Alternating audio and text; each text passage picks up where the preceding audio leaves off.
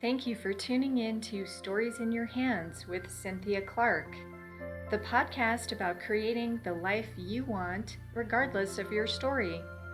This podcast is sponsored by loveinyourhands.com, the place to go to find long lasting love using the most innovative and accurate algorithm based in scientific palmistry. Tired of superficial connections? Start your free Soulmate Connection membership today at loveinyourhands.com. Now here's your host, Cynthia Clark, palm reading consultant and compatibility expert. Hi there, everyone. Thanks so much for joining us today. This is Cynthia Clark, and I am going to start out today's episode in a little palm reading. And I like to do this to give you some insights into your own hands and who you are. And I try to tie it in with the topic of the day. So we're going to look at how you can identify whether or not you have a sense of home in your hands. And this is actually going to be located on your lifeline. Okay, so everybody's heard of the lifeline. But what most people haven't heard of is that the lifeline doesn't actually tell you how long you're going to live. Okay, that's a bunch of crap. Your hands actually tell you, your lifeline in particular, it tells you your vitality, your stability, and your sense of home. So in other words, your root chakra is located in your lifeline. And the reason why it doesn't tell you how long you're going to live is because the lines change over time. So you can actually track the changes and you can see if your sense of home actually does change, and it absolutely can change. So what I want you to do is take a look at that lifeline, which is of course usually the strongest line in your hand. It wraps around your thumb ball. Okay, so that big line that kind of winds around, that is your lifeline. Now, by the way, if you have a short lifeline, which is what some people get scared of as a short life, that is not what it means. It just means that you don't have a sense of home. You're ungrounded, your root chakra is weak, and you probably are a wanderer by nature. Okay, so either you haven't discovered the home yet, or maybe you just like to travel a lot. Okay, so that's how you can identify that. But if you have a really strong sense of home, your lifeline's going to come all the way down to your wrist, and it's probably going to wind well into back towards the thumb. Okay, so it's kind of like a half circle, like a curve. Okay, so that's how you can identify the quality of your sense of home.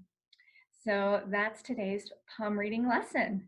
And now I'm excited. I'm so excited to introduce a really special guest today. His name is Mike Perry, and he is a light for light workers. He helps professional light workers get their message out and become visible so that they may bring more love and light into the world. Hallelujah. Today, Mike is sharing his story of how he went from shop owner to helping others spread their message. Thank you, Mike, so much for coming on the show today. Well, my pleasure, Cynthia. Thank you for having me. And doubly thank you for that little lesson there, because I was under also the conception that the lifeline determined how long you were going to live. Yes, I'm constantly dispelling that myth. So Another one dispelled. That's great. Thank you. yeah. So Mike, tell us a little bit about you and how you got into doing the work that you do. Well, I have always been fascinated with bringing more light into the world. I've learned everything from Reiki. I went and got my certification thinking, yeah, I'm going to set up this business and I'm going to help a bunch of people and be able to provide for my family. And it's going to be wonderful and everything's going to be blissful and unicorns dancing over rainbows. And then I went to actually do the business and not so much. Because I found out that there was a lot of red tape and things that I needed to do to take care of to actually run a business. I was like, well, I can't do that and still have the energy to do everything else that I needed to get done. So as we were working, my ex-partner and I, we decided, hey, we're going to open up a bookstore that's going to allow us to have Reiki healers, readers. We even tried to find a palm reader, but fortunately there was no one around us at the time. And we wanted to have books, and some people come in, sit down, have a coffee or tea, and learn something and get more insight into their personality and their lives. So as we're going through all this, and we're going through a lot of transition and change and ups and downs, like, hey, we need to bring some more light into this area here. So we'd sit down, we'd do our meditation, our visualization, our chanting and affirmations, and then people start showing up. I'm like, hey, wow, it really works. Everything that we believe to be true is really coming true. But on the other side of that, we were also trying to build a website and conquer the digital space because, hey, there's a lot of people there that we could help. And as I was learning to do that, I was like, wow, this is a lot of work and a lot of time, a lot of effort. I kind of let the shop go a little bit because my energies were focused there. And the city came up and said, hey, we didn't really understand what you were doing originally. Can't do that here. Because our apartment that we had was zoned what they call a dual zoning, which means we could live there and also run a business. But when the city came, they said, you can run a business, but you can't have any signs advertising where you are. So I asked them, like, okay, so I can't have a sign out there that tells people this isn't the shop, but yeah, I can still run the shop. They're like, yeah. I was like, okay, that makes no sense to me whatsoever. No, that's horrible. Right. Well, we found out later that there was some other people up the road from us that were complaining about the type of shop that we were. So we're like, you know what, we're going to close up this shop and we're going to give it to our friends, our roommates. And they took it over and started a comic book store, which was more their speed and what they're really passionate about. And they did that, and then my partner and I decided, hey, you know what, we're going to really focus on ourselves because we've given a lot to get this going. We decided that we're going to buy a house and have a family. And through that process, I decided that I wanted to go to school, and I love technology and I love helping and healing people right up the light worker's path. And so I went to school for X-ray technology, and I loved it. We bought our first home, we got married, we had our first son, all in the span of 11 months. It was a wild 11 months, but it was super fun. There was so much light, there was so much love emanating everywhere we went. And once I graduated school, it's like, okay, got to go get the job and do this. Landed a great job. We were doing wonderful things, even talking to the doctors about opening up a holistic clinic to do energy work, Reiki, and have an herbal supplement line that was going to help people in lieu of medication.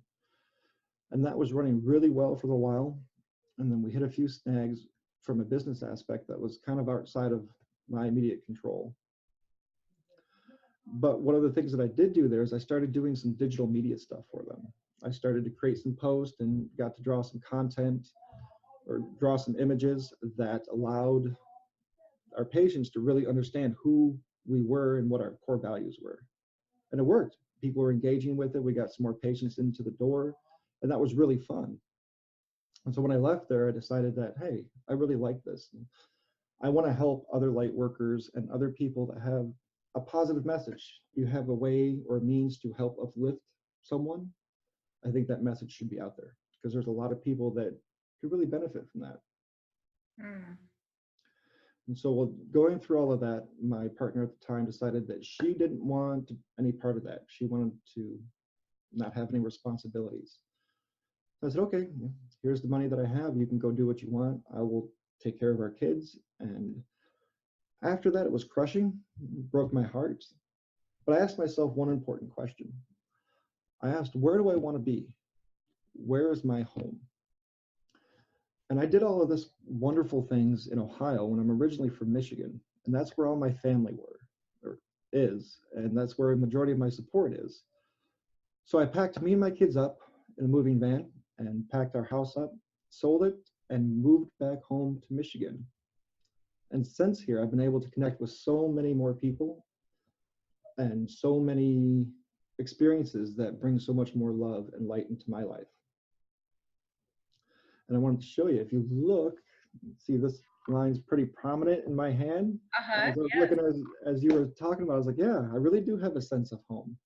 because Yeah. that was a big thing for me going through all of that, especially when we were going through our divorce, is that I had no sense of home anymore.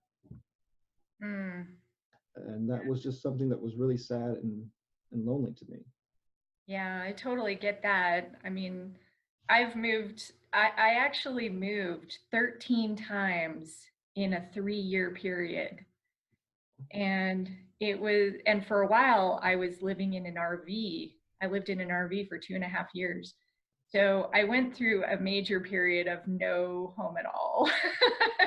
It was like, okay, you got a 5-month lease and then you got to move, or 4 months and you got to move.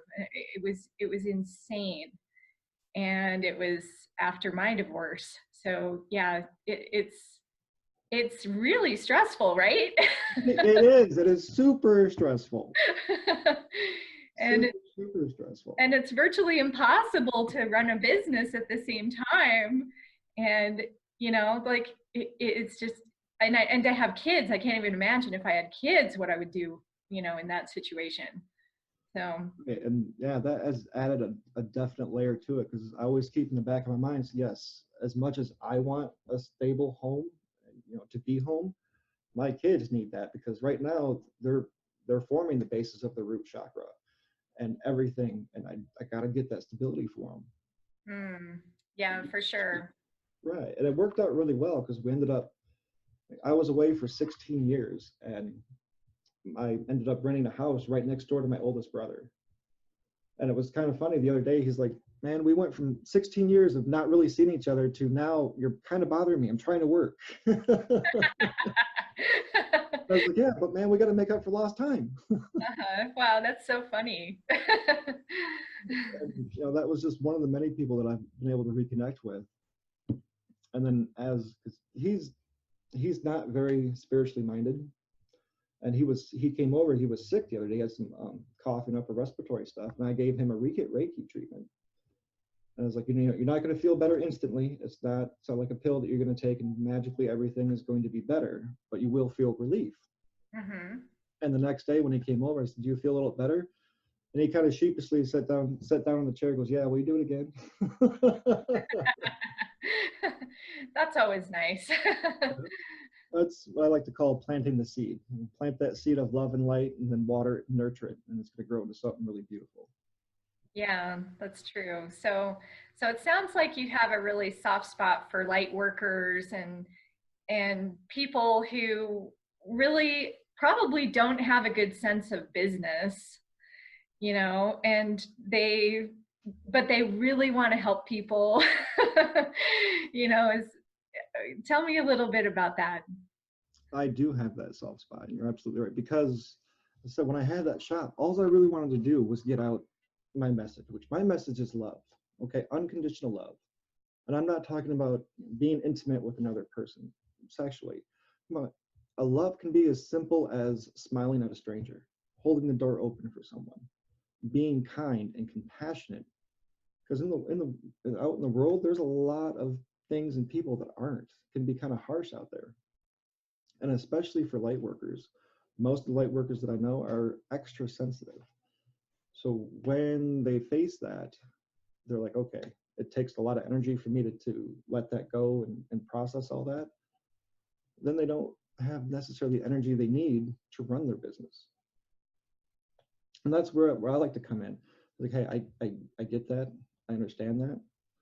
So what I want to help you with is, hey, it's not that difficult to be able to get your message out there, as long as you follow a few simple things: being organized and being able to have a concise message that you can say, yes, this is my message. Here's what I want to share with you, and here's how I'm going to help you better your life. That's what I truly want. I want everyone to have the best life they can. And I do that through digital media and design, because the internet has connected us to the entire world. As a light worker here, Cynthia, you have the ability to impact and help someone change on the opposite side of the world. And that is mind blowing to me. I love that. Yeah, me too. Right. Yeah. And having that connectedness to everyone, I love being able to say, yeah, I'm going to help you get that out there. And I feel like that's my mission in this lifetime, is to help spread that message as well as my own. I love that. That is just so great. So if we look at a lot of these people who maybe are wanting to start their business, or they're, you know, maybe they're not clear on their message, or, maybe just in general, their root chakra is weak, so their groundedness is weak. Are there things that people can do to strengthen it, while they're working with you maybe, or just, what advice would you give them? Absolutely. Because not only do I do the digital design and the actual work, I also help coach people. One of the things that I love to do is meditate. I'm a big avid for meditation. Oh, And me too. Yay. there is no better way to strengthen any of your chakras or energy, any of your energy system than meditate, at least not one that I have found. And I actually have a little meditation that I've made that I'd be more than happy to share. It's completely free. It's a basic relaxation meditation. I Hmm. find that especially light workers being out, if they're in a hostile, having to go out and like, no, no, no, no, you can't do that, feeling that drain, Hmm. they can't ground because they're like, oh, I'm already so tired and kind of feel like a puddle. Being grounded not only allows you to connect with your root chakra, but also say, hey, okay, when I'm grounded in my life, I'm going to be grounded in my business at the same time. Hmm. Absolutely. And one of the little tips that I do every day is I'll go outside when the weather's permitting. I live in Michigan, so it is starting to get cold, so we know the snow's coming. Yeah, it's a little easier for me in Sedona. Right, right. But I'll go outside and I'll visualize my legs becoming like a branch or like a root system to a tree. I have affinity for oak trees, so I always visualize myself an oak tree. But I'll send my legs deep down into the core of the earth. And as I'm pulling up that energy, that golden energy from the core of the earth, I pull it up into my root chakra. And then I'll see that root chakra take it and turn it to like a deep green or like an earthy color tone, because that correlates with the earth chakra. And then I'll send it up to my entire chakra system, all the way up to the crown where I send it up back out into the universe. I fundamentally believe taking that extra energy or taking that negativity and giving it to the universe to be transformed into something useful. Right, like compost, like composting. Yes, yes, I like that. Spiritual composting. That is an awesome idea. That's so cool. Yeah. Write a blog about that right now. Yeah, because that's how I envision it. It's like, yeah, you compost it and it's not wasted. Right, right. Mhm. I was just telling another person the other night who just came up to me out of the blue and started asking me about numerology. And I was like, yeah, my life path is 6. I'm a nurturer and provider. That's what I do. They're like, oh, and we had this big long conversation. I was like, yeah, but instead of just releasing that negativity, give it a purpose. Tell it to go do something positive. Exactly. I love that. It's so cool. Yeah, I love that. I love the tree concept too, because yeah, a really healthy tree has those deep roots and the branches that go up to the sky. So, you've got and it looks sort of like a human, like when you think about like a human, opening up, and it's got a similar shape. So I love that. Thank you. And that's actually how I got the idea for it. I was studying trees. I was out in nature, just watching a tree, and that's what I was seeing. It's like, ah, it does look like a person. Hmm. And that's when I walked up and just stood up there, spread my arms open like they were the limbs, and put my legs together like it was a giant root, and I could feel all the energy move without me really even having to direct or do anything. I was like, wow. Yeah, I love And that. I did too. Thank you. And that's why I tell a lot of people, said, if we allow the universe will take care of us. We just got to get out of the way. Absolutely. And the first step is just starting to just become aware of how your life is out of balance, or how you might not be feeling grounded or feeling like you have home. And then start to ask the question of, how can I bring this in? How can I bring more of this in? Exactly. And then the universe tries to give you the answer, and then it'll give you all sorts of answers, and you just got to pay attention. We were talking about that the other day, and it's how many more signs do we need? When you ask for one sign, okay, well here's 10. Well, can I get one more? There's another 10. How about just one more so I'm certain? Yeah. Did I tell you my unicorn story? I don't think so. Okay. I think I've mentioned this in another episode, but I was at a point, I don't know, this was just a few weeks ago actually. And I love to pull cards in the morning, and I do not just my tarot cards, but I do this unicorn deck that I really enjoy. And I can't remember what card I got, but I wanted to ask the universe, I'm like, okay, I want to know if I'm actually doing what I'm supposed to be doing. Sometimes I do a check-in, and it's like, give me a sign. And I asked for a unicorn sign specifically because that was just what I was in the mood to receive. And I kind of just let it go. It's like, okay, I threw out the request. That, I'm not kidding you, within like an hour. Okay. It was like not even an hour. It was so funny.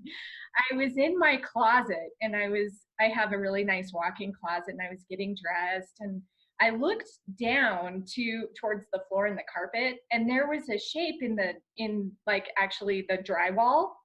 It looked exactly like a unicorn.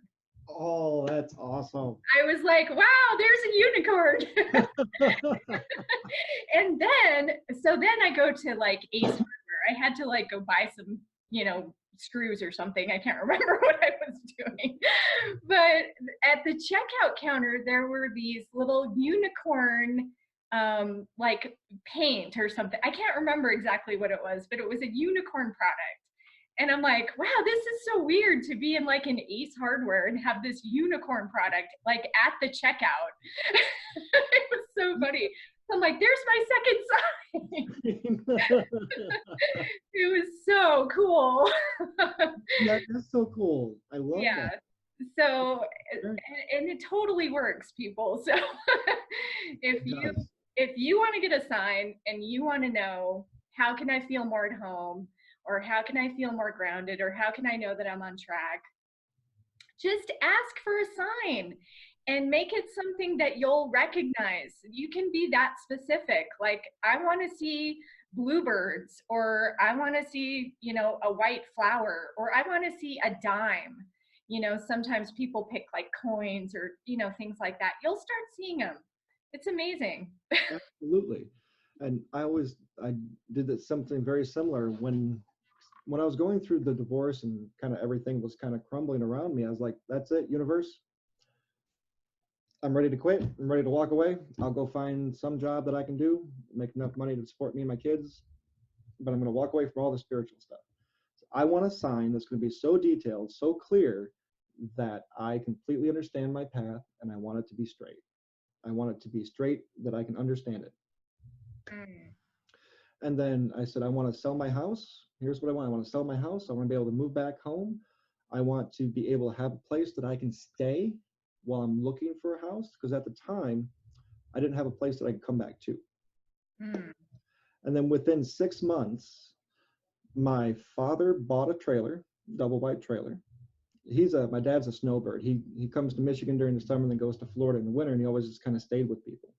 But then he decided that he was going to buy a trailer. So I was like, okay, well, there's a place for us to stay potentially. And then as I was going through my divorce, and I was like, okay, this is going to be a huge headache. How do I sell this house? And the money's got to go with me because I need it for the kids and the move and everything. And I literally walked in to one of my friends one day and said, hey, I'm going to sell my house. He said, hey, I want to buy it. A month later, we closed it. That is amazing. That is. And I said outside after we signed the papers, I was like, thank you, universe. I won't be so mean next time. That's awesome. I'm trying to sell a house right now, so I want to soak up that energy. And that's really all. Because even my lawyer at the time, when I told him about this, I had him draw up the contract. He's like, "How did you do that?" And at the time, it really didn't, register with me what I did. The sign that I got. I said, I just walked up and said, "Hey, I'm selling a house," and they said they wanted to buy it. I love that. And I did a lot of visualization, a lot of meditation, and really my key is right over here. This is my gratitude journal. Every day I write down 7 things that I'm grateful for. Oh, gratitude opens the doorway for everything. I love that. Yes, it does. And I got this journal off of Amazon because I wanted something kind of old, ancient, a little bit, leather-bound journal. I've always wanted one. And as I started doing that, even with my ex-partner, I started being grateful for some of her traits that I did admire. So it's like, obviously there was something that brought me to her for us to get married and have children with. Yeah. And so since doing that, she's called the kids, she's interacted with them more. And I was like, oh, thank you. That's all I really wanted. Yay. Yes, gratitude plays a huge, huge part in everything that we do. Yeah, that's so terrific. So yeah, I totally agree with everything you're talking about. You and I are really aligned. Yeah, I love it. I love it. Yeah, we're so aligned. It's funny how we both have our own like different journeys, and I feel like this is really all of us on the planet. We all have our own different journey, but in so many ways things are like so similar. And just the whole bringing more love and light into the world, it's like we just do it in different ways. Exactly. And it's so cool. It is. It really is. Yeah. And it is funny that you kind of mentioned that, because earlier before we got on here, I was talking with a my sister's boyfriend's daughter. I just met her over this past weekend. That was the lady that asked me about numerology, and and we're joking a lot. We were having a great conversation, and she's like, you have a lot of similarities to your sister." I was like, "Yeah, but my sister is very, very Christian. She no numerology, no tarot, no nothing. That's all bad in her eyes." I said, "Yes, but," and she said, "You're very similar." I said, "Yeah, the way I view it is that we are all one spirit, but we have different physical paths that we walk in order to learn and bring more love and light into the world." Hmm. And I was like, "I love that." And when we get together, it's not awkward at all. It's we laugh and we have a ton of fun. Yay. Yeah. And Okay, so I feel like I could just keep talking to you forever, but we got to wrap up. So right. what, how do people work with you and how do they reach you? Well, you can reach me on either my website, which is mikosmarketing.com, and that's Mikos with an S. If you're familiar with Pocahontas, the little raccoon whose name was Miko, that's MEEKOS marketing.com. Or you can reach me on Facebook, again at Mikos Marketing. And you can feel free to reach out, send me a message. You can send me an email through my website. And you can also find me on LinkedIn at Mikos Marketing. Okay, terrific. Well, thank you so much, Mike. This has been so much fun. Really appreciate everything that you're doing. Can't wait to hear more, And thanks everybody for tuning in. Remember that you can live the life you want regardless of your story, and have a fantastic day. Thank you for listening to Stories in Your Hands. Please rate, review, and subscribe to show your support. This podcast is sponsored by loveinyourhands.com, the place to find the secret ingredients to your soulmate. Start your free Soulmate Connection membership today using the most innovative and accurate algorithm to match you to potential long-lasting love, all at loveinyourhands.com.